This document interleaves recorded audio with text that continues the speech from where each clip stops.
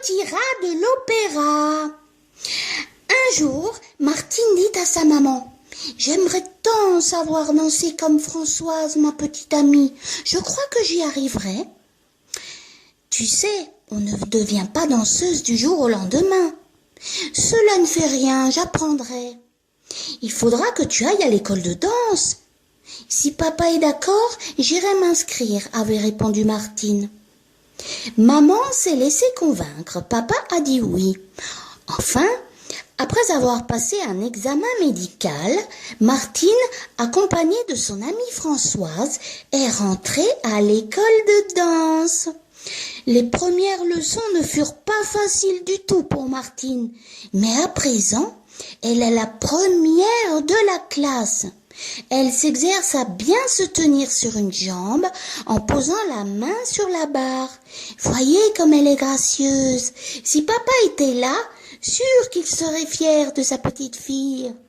Pourtant, mademoiselle Irène, le professeur de Martine, a dû faire preuve de patience avec sa nouvelle élève. Tourne la jambe en dehors, Martine, arrondis le bras, comme ceci, regarde. Voilà, c'est presque parfait. Comme dit maman, avant de savoir danser, il faut s'entraîner à devenir souple jusqu'au bout du petit doigt. 20 fois, mademoiselle Irène a dû expliquer à Martine qu'on doit ouvrir le pied vers l'extérieur et lever les bras sans se raidir, avec une aisance naturelle. Vois-tu, Martine, un petit rat doit exécuter correctement les 5 positions que voici. Ce n'est pas tout. Que dirais-tu d'une danseuse qui ne pourrait pas plier les jambes avec souplesse ni se relever sur les pointes? Cela paraît simple. Et cependant, avant d'être une excellente élève, Martine a dû répéter et répéter encore le dégagé, le grand battement, le rond de jambe. Ah non, pas n'importe comment, le mieux possible et sans perdre l'équilibre. C'est ainsi, à force de persévérance, que Martine deviendra danseuse. Mesdemoiselles, recommençons. Regardez-vous dans le miroir au fond de la salle et suivez donc la mesure. 1, 2, 3, 4. Ensemble, s'il vous plaît. Nous passerons à l'exercice suivant quand celui-ci sera parfait. Martine, veux-tu bien montrer à tes amis comment se tenir sur la pointe du pied? Demande le professeur. Martine, de bonne grâce, s'exécute aussitôt. Bravo Martine, se dit Minouche, le petit chat qui est assis juste à côté du piano. Il n'ose pas bouger pour ne pas la distraire. À propos, connaissez-vous Minouche? Minouche vient tous les jours à l'école avec mademoiselle Irène, sa maîtresse. Il connaît les arabesques, les entrechats et les pirouettes jusqu'à la pointe des moustaches. Lui aussi saurait prendre des attitudes, même peut-être ferait-il n'importe quel exercice. Il est ce qu'on appelle un savant Minouche. Jour après jour, semaine après semaine, Martine est devenue l'amie de Minouche. N'importe qui ne devient pas l'ami de Minouche, le chat de la maîtresse. Jamais le petit chat n'a vu une élève aussi douée que Martine. Et croyez-le, il en a connu des petits rats dans cette classe. Si vous ne savez pas ce qu'est un petit rat, demandez-le donc à Minouche. Mais non, vous répondra-t-il, un petit rat, ça n'a rien à voir avec les souris. Un petit rat, c'est le nom que l'on donne aux fillettes qui ont l'âge de Martine et qui suivent les cours de la classe de danse à l'opéra. Maintenant, vous savez ce qu'est un petit rat. Alors, allez donc voir s'exercer Martine. Son professeur vous expliquera comment on devient danseuse pour de bon. Pour devenir une parfaite danseuse, il ne faut pas seulement exécuter des figures difficiles. Martine doit aussi apprendre à balancer le bras comme pour cueillir une fleur ou bien à lever les mains au-dessus de la tête avec grâce.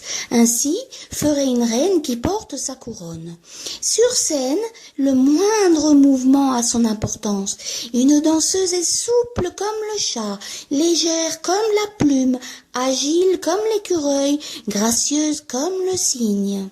Quand Martine danse, elle peut représenter toutes sortes d'images. Par exemple, le feu follet dans l'herbe, ou la lumière éblouissante, ou encore tout simplement le papillon qui s'envole. Cela ne s'apprend pas en une seule leçon. Il vaut bien la peine de faire un effort, ne pensez-vous pas? Mais oui, Martine, le professeur sait bien que tu as mal aux jambes quand tu rentres le soir chez toi. Ton pied ne veut plus obéir? Demain, pourtant, il faudra continuer à t'exercer encore, si vraiment tu veux devenir une première étoile. Qu'est-ce qu'une première étoile? Demande Patapouf, qui vient justement d'apporter les chaussons de pointe de Martine. Une première étoile, c'est la danseuse qui danse le mieux parmi toutes celles du ballet. On vient de très loin pour la voir virevolter sur la scène. C'est elle que l'on applaudit, c'est elle qu'on réclame avec admiration lorsque le ballet s'achève et que les lumières s'éteignent bientôt dans la grande salle du théâtre où résonnent les derniers accords de l'orchestre. Oui, Martine voudrait bien devenir un jour cette danseuse-là dont le nom figure sur les affiches et que tout le monde félicite pour son savoir-faire. Devenir un jour une première étoile, cela n'est pas donné à chaque élève de la classe de danse. C'est déjà très bien lorsqu'on arrive, comme Martine, à faire sans faute tous les exercices.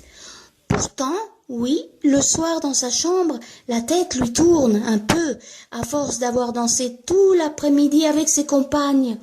Déjà, Martine se voit dans la classe supérieure, celle des grandes élèves qu'on regarde tourbillonner en attendant que vienne le tour des plus jeunes.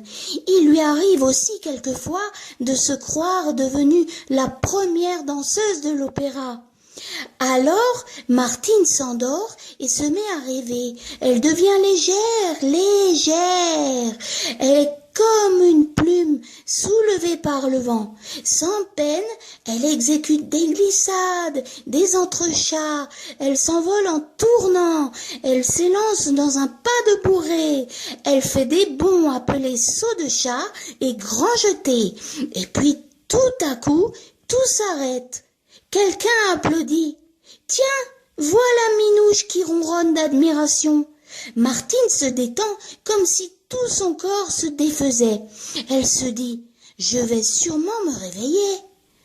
Voulez-vous savoir quel fut le plus joli rêve de Martine Petit-Rat? Le voici. Un soir, elle était sur la grande scène du théâtre. Elle achevait de danser le ballet de Cendrillon. Jamais elle n'avait dansé aussi bien que ce soir-là. Son cœur battait. Elle était si émue qu'elle n'entendit même pas les 12 coups de minuit qui justement sonnaient à ce moment-là. Minouche, devant les coulisses, s'écria « Bravo, tu es une vraie Cendrillon !» Mais Minouche n'eut pas le temps d'achever sa phrase. Toute la scène fut illuminée d'un coup. Alors le prince arriva et Martine fut transformée en princesse.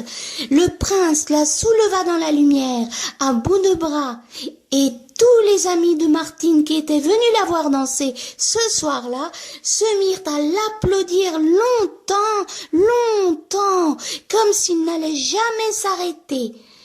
Tel fut le plus beau rêve de Martine Petit-Rat. Pourtant, qui sait si elle ne sera pas un jour première danseuse pour de bon?